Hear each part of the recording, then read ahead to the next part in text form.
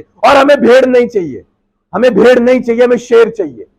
और शेर ऐसे चाहिए कि दहाड़े तो उसकी आवाज गूंजे। कि हार जब होती है जब मान ली जाती है, और जीत जब होती है जब ठान ली जाती है।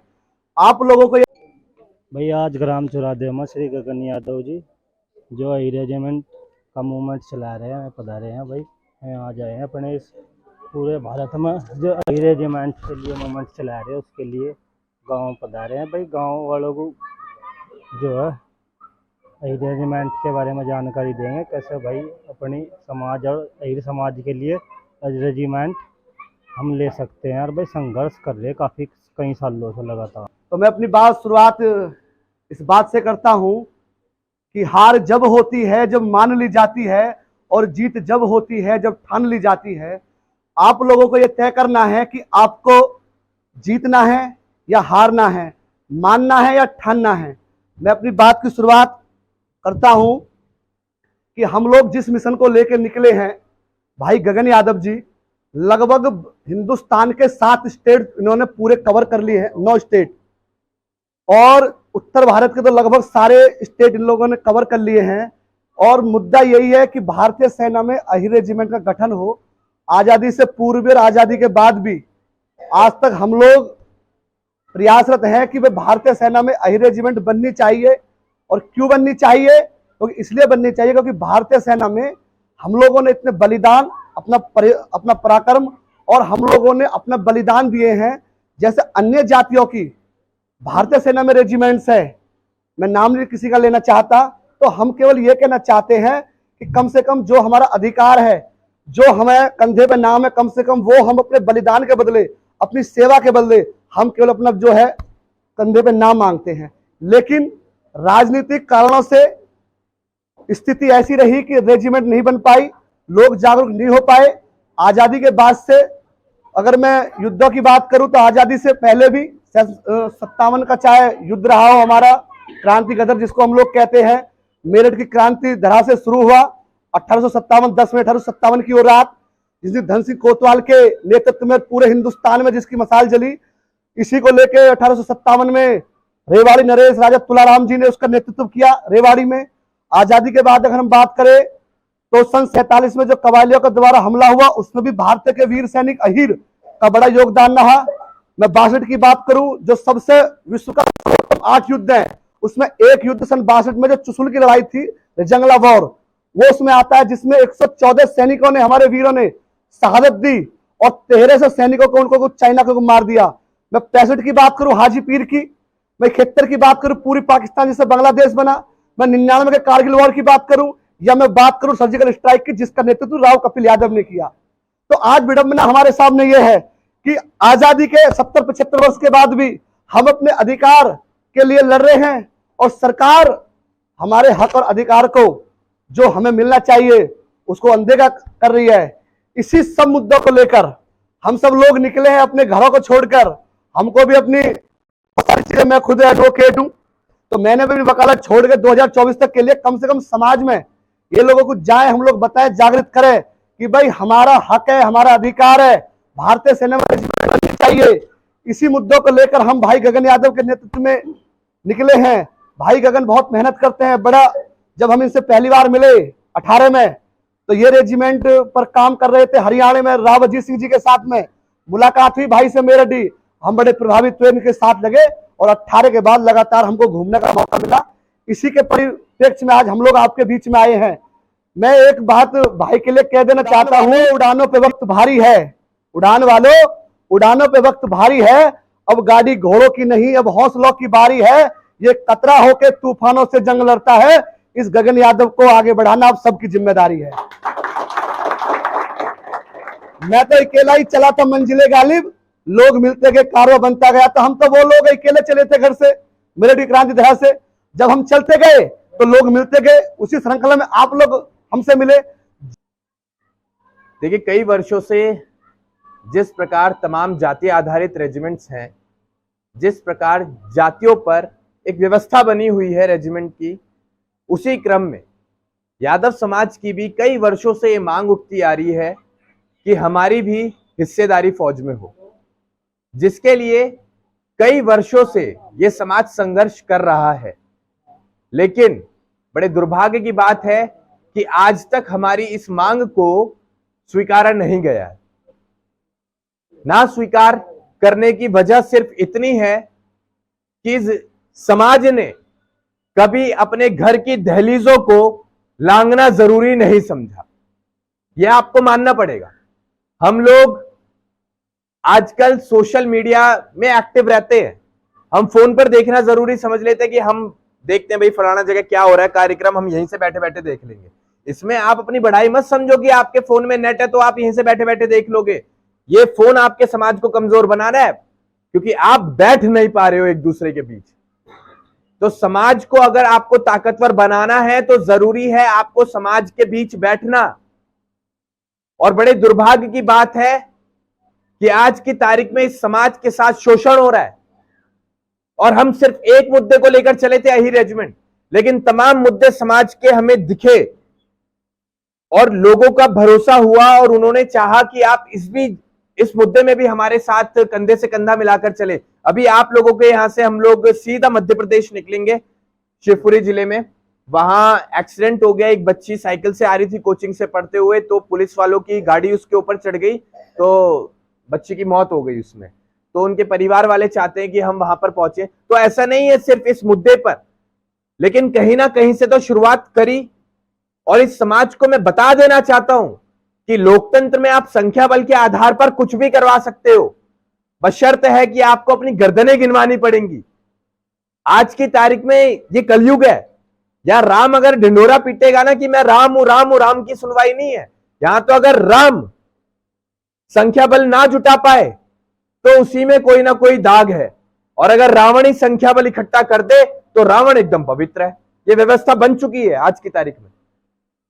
तो मैं ये नहीं कह सकते। और हमें भेड़ नहीं चाहिए, हमें भेड़ नहीं चाहिए, हमें शेर चाहिए। और शेर ऐसे चाहिए कि दहाड़े तो उसकी आवाज गूंजे। हमें भेड़ नहीं चाहिए कि भीड़ तो इकट्ठी कर दी, लेकिन अगर किसी ने तेज आवाज में बोल दिया तो वो सारे तितर बितर हो जाए। हमें ऐसी भीड़ नहीं चाहिए। और ये लड़ाई इतनी गंभीर है, वो समझो। ये लड़ाई है उन माताओं की जिनके चिराग आज तक घर नहीं लौटे।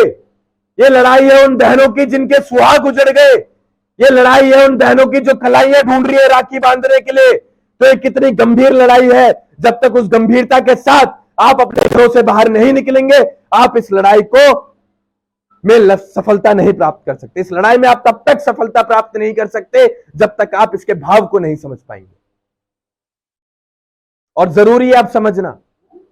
क्या कब समझेंगे आप? जब आपके घर पे बुलडोजर चलेंगे तब समझेंगे। मुद्दे बहुत हैं बात करने के लिए, करें कहां? एक वजह मिली है यही रेजिमेंट, एक वजह मिली है ये पीतांबरी ध्वज।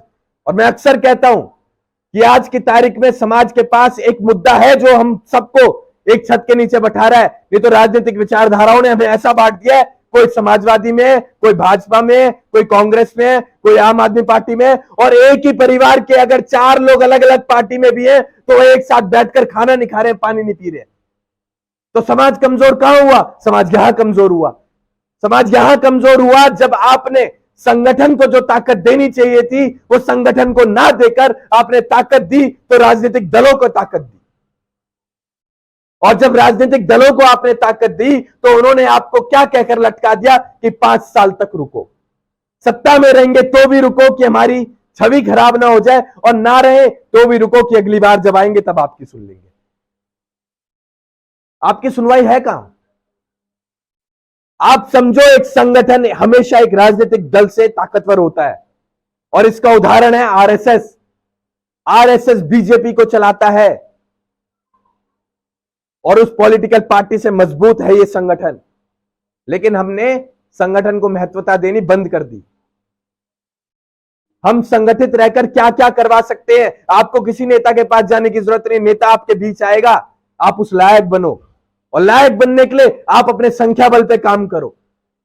आपको ना तो कोई समस्या है तो डीएम के पास जाना, ना एसएसपी के पास जाना, ना विधायक के पास, ना सांसद के पास, ना मंत्री के पास।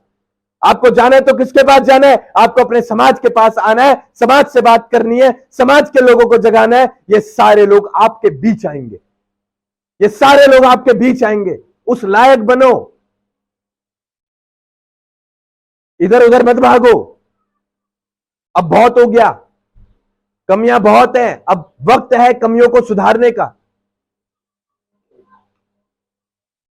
ऐसे चिल्ला के हम भी चले जाएंगे, कोई नया आएगा ज्ञान देगा चले जाएगा, कुछ चीज अगर अच्छी लगे तो रख लेना अंदर, क्योंकि बार बार कोई बताने वाला नहीं आएगा। जो आपके घर में आएगा वो आपके घर से कुछ ना कुछ लेकर जाएगा। नेता आएगा वोट लेकर जाएगा,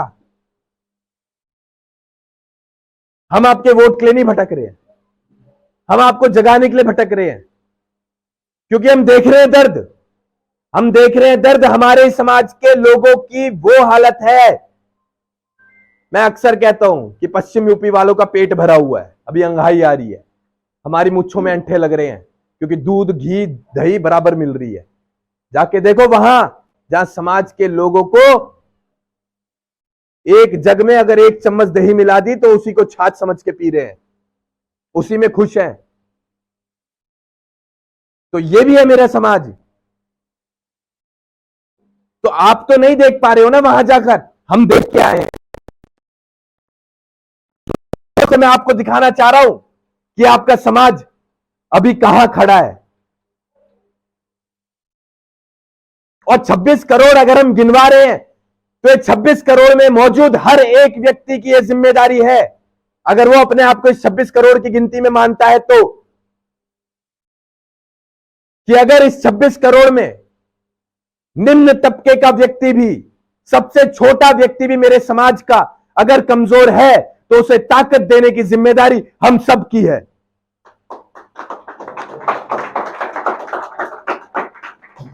ताकतवर कोई ताकतवर बनाओगे तो आपके सर पे चढ़ के बैठेगा, और बैठ रहा है, लेकिन नहीं, हम इसमें अपना गुरूर समझते हैं कि हमारा उठना बैठना देखो उसके साथ है, और उसके साथ जिस बेचारे के साथ कोई नहीं बैठ रहा है, उसके साथ किसका उठना बैठना है? जिसके यहां एक गिलास अगर पानी पी लो तो वो खुश है कि मेरे यहां आके पानी पी लिया, और जो आपको पानी के लिए नहीं पूछ रहा उसके यहां जाकर आप ये सोच रहे हैं कि भाई फलाने के यहां हम गए थे, जो पानी को नहीं पूछ रहा आपको। किससे करें ये बातें?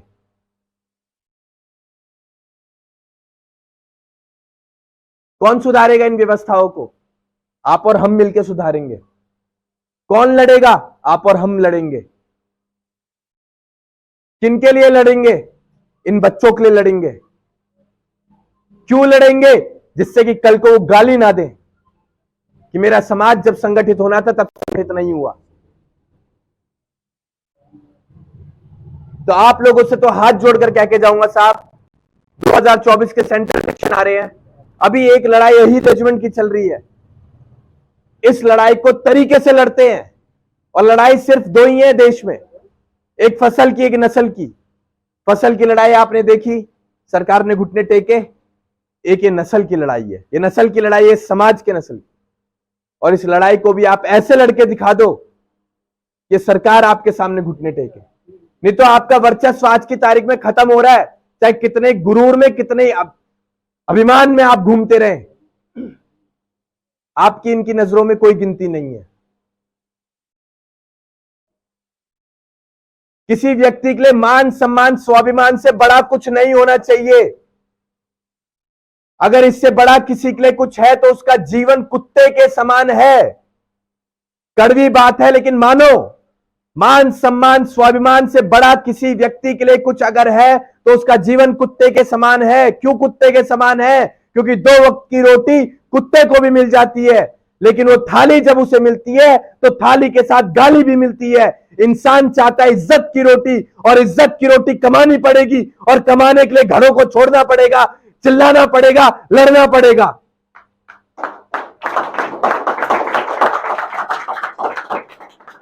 और अब नहीं लड़ोगे, अब नहीं आवाज उठाओगे तो कब उठाओगे? अब नहीं चलोगे एक साथ तो कब चलोगे? कहते हैं साथी हाथ बढ़ाना, एक अकेला थक जाएगा मिलकर बोझ उठाना। बाद में ऐसा ना हो कि तुम्हारे पश्चिम यूपी का ये लड़का जो पूरे देश में भटक रहा है और सब लोग बड़ी उम्मीद लगाए बैठे हैं कि युवाओं को जोड़ने का काम कर रहा है, तो कल को ऐसा ना हो कि ये अगर शांत बैठ जाए तो तुम लोग ही मुझे कहो हाँ आया था बीच में उठा था बैठ गया, देखो समाज के लिए उठ रहा था, देख लिया हालत क्या है इसके, कर रहा है अपना काम धंधा, चुपचाप बैठा हुआ है। ये नौबत ना आ जाए, अगर ये नौबत आ गई तो आने वाले लड़के तैयार नहीं होंगे समाज में, ये सीधी फैक्ट्री बंद हो जाएगी लड़के तैयार करने की, लड़ने वालों को तैयार करने की, समाज के लिए आवाज उठाने वालों की। कौन लड़ेगा? बड़े बूढ़े लड़ेंगे क्या? हमारी हड्डी में इतना दम है कि हम अपने बड़े बूढ़ों को हुक्का लगा के साइड में खड़ा कर देंगे, बैठा देंगे आराम से, लड़ने हम जाएंगे। और है इन युवाओं में दम लड़ने जाने के लिए, तो तुम्हें चलना पड़ेगा। बड़े बूढ़ों को तो बस हमें आशीर्वाद देने के लिए बैठाना है, और यही चीज जब आने वाली पीढ़ियां देखेंगी तो वो भी लड़ने के लिए बाहर आएंगे कि हाँ कभी ये लड़े थे, अब हम लड़ेंगे। और ये सिलसिला लगा रहेगा, ये आज की लड़ाई नहीं है, ये लड़ाई कई सदियों तक चलेगी, फिर ये बुलंद आवाज कई सदियों तक रहती, जिंदा रहेगी फिर। लेकिन कभी तो शुरुआत करनी पड़ेगी।